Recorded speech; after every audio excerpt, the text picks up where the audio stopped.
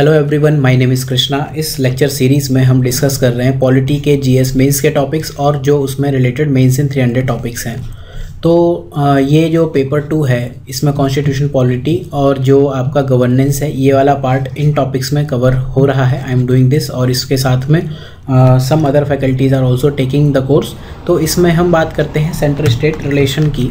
तो centre state relation अगर हम सिलेबस में देखें तो कहाँ है ये कॉन्स्टिट्यूशन पॉलिटी में। एक तो हिस्टोरिकल अंडरपिनिंग, जब इस पे क्वेश्चन आता है कि एक्ट ऑफ 1935 बता दो, या फिर ब्रिटिश टाइम में कैसे सेंटर स्टेट रिलेशन इवॉल्व हुए। इसके बाद issues and challenges pertaining to federal structure, यहाँ पर ये टॉपिक आता है। अपार्ट फ्रॉम दैट जो अदर टॉपिक्स हैं उनमें कहीं कहीं आ सकता है कि सेपरेशन ऑफ पावर, बट यहाँ पर तभी इन टॉपिक्स में ये आपको पढ़ना होगा जब उससे रिलेटेड कभी ये न्यूज़ में आ जाए या कोई इशू आ जाए। तो हम आज देखते हैं कि रोल ऑफ गवर्नर हमने देख लिया है। एबोलिशन ऑफ कंकरेंट लिस्ट, इसकी बात क्यों चलती है। कंकरेंट लिस्ट आप जानते होंगे 7th शेड्यूल में 3 लिस्ट हैं, तो उसमें से जो कंकरेंट जिसमें पार्लियामेंट और स्टेट दोनों का पावर, उसके एबोलिशन की डिमांड क्यों चला करती है। तो अभी रिसेंटली न्यूज़ में क्यों आ गया। इंट्रो देने के लिए आप इसमें से कुछ भी दे सकते हो, ठीक है। ये इंट्रो तो हमेशा चलेगा, आप किसी भी अटेम्प्ट में दे रहे हो। अपार्ट फ्रॉम दैट ऐसी कोई ना कोई एक न्यूज़ आती रहती है। तो तेलंगाना एक न्यू स्टेट बना था, आपने देखा होगा 2014 में आंध्र प्रदेश रीऑर्गेनाइजेशन एक्ट से। तो उन्होंने कहा कि स्टेट्स को ज़्यादा ऑटोनॉमी दो। हमेशा ये बात होती रहती है, जैसे ही कोई ऐसी गवर्नमेंट स्टेट में आती है जो सेम पार्टी की नहीं है, जो कि सेंटर में है। मतलब अगर सेंटर में आज के टाइम पे बीजेपी है, ठीक है, इनके अलावा जो भी दूसरी पार्टीज़ होंगी वो ज़्यादा ऑटोनॉमी मांगेंगी। जो बीजेपी वाले स्टेट होंगे जैसे एमपी हुआ, ये लोग नहीं ऑटोनॉमी मांगेंगे। सेम चीज़ हर गवर्नमेंट में होती है। जब यूपीए गवर्नमेंट थी, कांग्रेस थी, तो बीजेपी वाले ज़्यादा ऑटोनॉमी मांगते थे। तो ये कहानी चलती आती है, ठीक है। तो इन्होंने कहा कि कंकरेंट लिस्ट को एबॉलिश ही कर दो सीधे। मतलब ये तो अब एक्सट्रीम मेजर हो गया। ऐसी डिमांड्स बाकी स्टेट से भी आती रहती हैं। अगर हम पॉलिटी देखें तो इंडियन गवर्नेंस सिस्टम जो है स्ट्रॉन्ग सेंट्रल टेंडेंसी है, although it is federal in nature, ठीक है। एक्ट ऑफ 1935 से ये सेंटर स्टेट रिलेशन इस तरह के डिसाइड हुए थे, कंकरेंट लिस्ट। जब भी हम कोई टॉपिक पढ़ते हैं तो उसको हम इस तरह से पढ़ेंगे कि ये न्यूज़ में क्यों है, ठीक है, और फिर क्या है, what is that concurrent list क्यों आई। देन कुछ और टॉपिक्स पढ़ेंगे। अल्टीमेटली इश्यूज़ क्या हैं, centralising power versus concurrent list क्या हो सकती है, सरकार या कमीशन ने क्या कहा, इश्यूज़ क्या है, वे फॉरवर्ड कंक्लूजन। इतना करके हम इस टॉपिक को ख़त्म। एग्जाम में आ जाए तो सीधे इसको लिखाना और आपको कुछ इधर उधर जाने की नीड नहीं है। आर्टिकल 246 कॉन्स्टिट्यूशन क्या कहता है इस बारे में। 7th शेड्यूल कॉन्स्टिट्यूशन कहता है कि डिमार्केशन ऑफ पावर 3 लिस्ट इन्होंने दी है। तो एक है यूनियन लिस्ट जिस पर पार्लियामेंट लॉ बनाती है, दूसरी है स्टेट लिस्ट। आई थिंक ये सब आपको आता है, जो स्टेट लेजिस्लेचर जिन पर लॉ बनाता है। कुछ ऐसी कंडीशन होती है जब पार्लियामेंट स्टेट लिस्ट पर सब्जेक्ट लॉज बनाता है, ये आपको पता होनी चाहिए कौन सी कंडीशंस हैं। Then there are some concurrent list जिस पर पार्लियामेंट और स्टेट दोनों ही लॉ बना सकते हैं, लेकिन अगर पार्लियामेंट ने लॉ बना दिया तो पार्लियामेंट की फेडरल सुप्रीमेसी है, स्टेट्स को मानना पड़ेगा। अब जो मेन इश्यूज़ आते हैं कि ये कंकरेंट लिस्ट को एबोलिश कर दो, उसका रीज़न ये है कि इंडिया की जो कॉन्स्टिट्यूशन है दैट इज़ फेडरल है बट स्ट्रॉन्ग सेंट्रलाइजिंग टेंडेंसी है, ये हम जानते हैं। तो ये मेन इशू है, ये मेन कंसर्न है। और ये आया कहाँ से, ये सीधे डायरेक्ट कॉन्स्टिट्यूशन से ही आता है। तो इस बारे में और देखते हैं फर्दर। कंकरेंट लिस्ट क्यों चाहिए, क्योंकि आपको पूरी कंट्री में यूनिफॉर्मिटी चाहिए। सपोज अगर आपको एजुकेशन पर कोई काम करना है तो पूरी कंट्री में आप सिमिलर पॉलिसी बनाना चाहते हो। आपके नेशनल गोल्स होते हैं, आपको एसडीजी से आपको अभी वो करना है 2030 के जो एसडीजी हैं, इससे पहले एमडीजी हुआ करते थे। ग्लोबल की जो रैंकिंग्स होती हैं, इंडेक्स आप देखते होंगे कि ग्लोबल जेंडर गैप इंडेक्स हुआ, पॉवर्टी इंडेक्स, बहुत सारे इंडिसेस निकलते हैं एचडीआई। उसमें आप ग्लोबली तो परफॉर्म करना चाहते हो, ठीक है। यूएन या फिर हम जब ग्लोबल लेवल पर बात करते हैं तो आंध्रा या तेलंगाना या यूपी या एमपी कोई एंटिटी नहीं है सिग्निफिकेंट। वहाँ पर एक ही एंटिटी है, इंडिया, दैट इज़ भारत।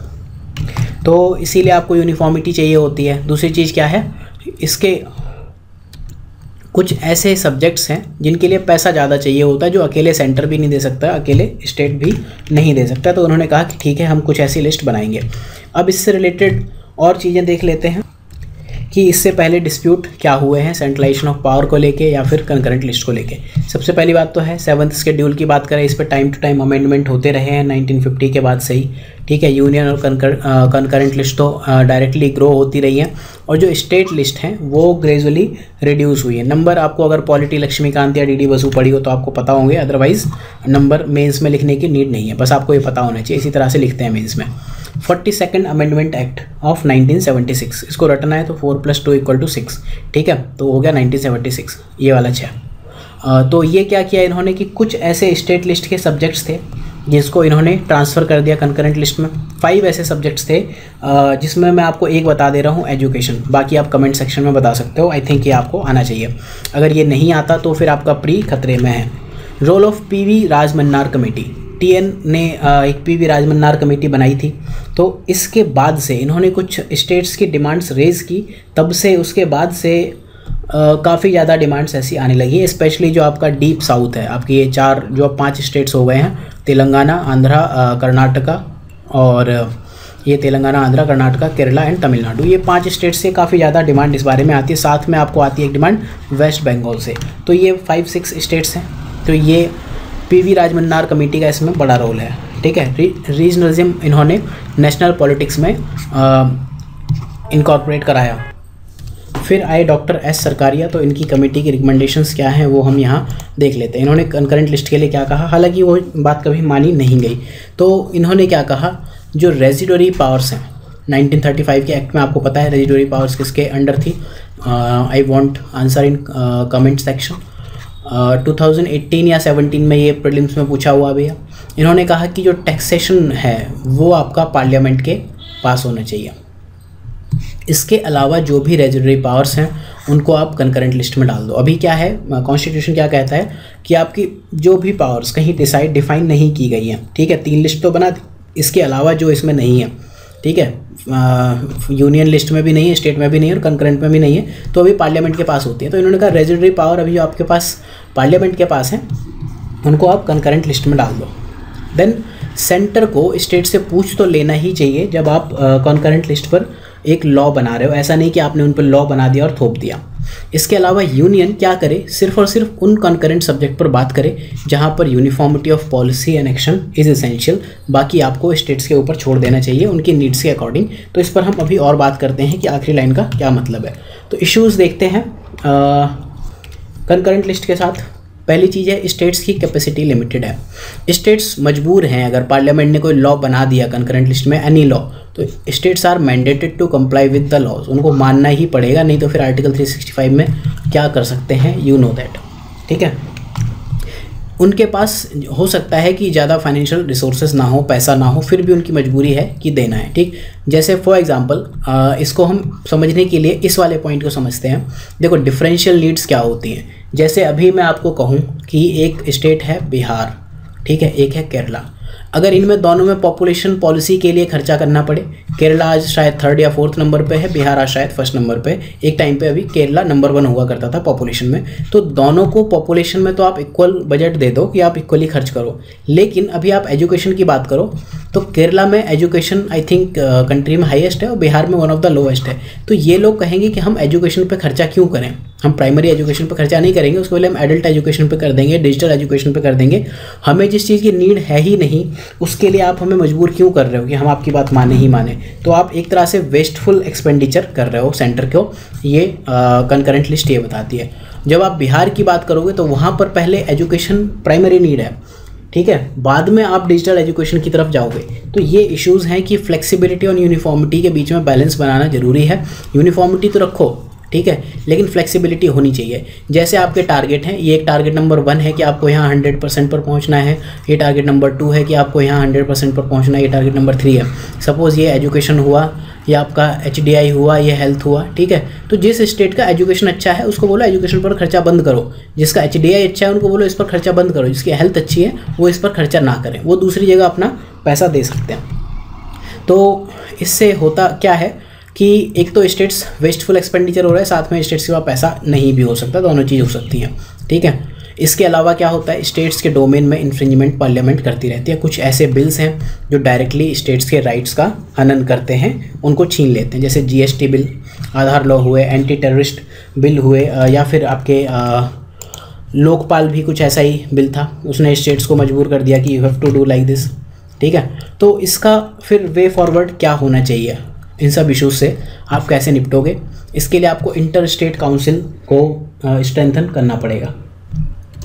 बहुत से कई सालों से आप लगातार हर साल जब भी आप अगर 4-5 अटेम्प्ट आपको हो भी गए ना, हर साल आप एक न्यूज़ जरूर पढ़ते होगे, ISC रिकॉन्स्टिट्यूटेड, मतलब एक मजाक सा चल रहा है इंटर स्टेट काउंसिल। ये कौन से आर्टिकल में है? I am giving you option 262, 263 और 261।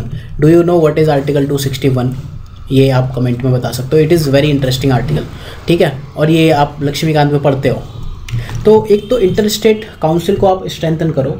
कई सालों से ऐसा हो रहा है कि मल्टीपल कमेटी बन रही हैं, वो ये कहते हैं कि इनकी स्ट्रेंथनिंग करो। ठीक है, इनको ही आप कंकरेंट लिस्ट पर डिबेट करने दो, क्योंकि एक ये स्टेट्स के लिए एक प्लेटफॉर्म है, यहाँ पर स्टेट डिस्कस कर सकते हैं। ठीक है, अगर आप ऐसी किसी काउंसिल को या ऐसी किसी बॉडी को आप इंटर स्टेट इश्यूज़ दे देते हो डिस्कस करने के लिए और वहाँ से कोई सॉल्यूशन निकल आता है, तो that will be the best way forward. Apart from that, जो सरकारिया कमीशन ने कहा, या इनफैक्ट सेकंड ARC ने भी थोड़ी सी इस बारे में बात की है, ठीक है, कि आप स्टेट्स को ऑटोनॉमी दो। सेंटर को मॉडल लॉ बनानी चाहिए। जैसे मॉडल लॉ आपको अगर याद हो, मॉडल APMC एक्ट बनाया था, तो इस APMC के ऊपर, अब ये तो एग्री के ऊपर है, ठीक है, agri is not in concurrent list, agri state list में, पार्लियामेंट ने उसके ऊपर एक मॉडल लॉ बना के दे दिया। जिस तरह से एग्री यहाँ पे आप फॉर एग्जांपल लिख सकते हो APMC वाला, अब स्टेट्स को जैसे नीड पड़ी उन्होंने अपने अकॉर्डिंग इसको मॉडिफाई कर लिया। तो इससे क्या होगा कि टेलर मेड प्रोडक्ट स्टेट्स बना सकते हैं और एनफ स्पेस होगा उनके लिए। लास्ट में अगर इस पर कोई चीज़ आप देखो तो कंक्लूजन क्या है? देखो, इंडिया के नेचर को या आज के टाइम में जो इंडिया की नीड्स हैं, हम ये तो बिल्कुल कहेंगे, कंक्लूजन तो यही होना चाहिए, इट कैन नॉट बी एबोलिश्ड। किसी भी कमेटी ने ऐसा नहीं कहा है, तो आप अपना दिमाग मत लगाओ कि आज मैं ही अपनी, अगर आपका नाम आशुतोष कुमार गर्ग है तो आप कहोगे आशुतोष कुमार गर्ग कमेटी ने ये रिकमेंडेशन दी है, आप ऐसा मत करो। ठीक है, ये कमेटीज़ एबोलिश नहीं ही, कंकरेंट लिस्ट एबोलिश नहीं हो सकती है।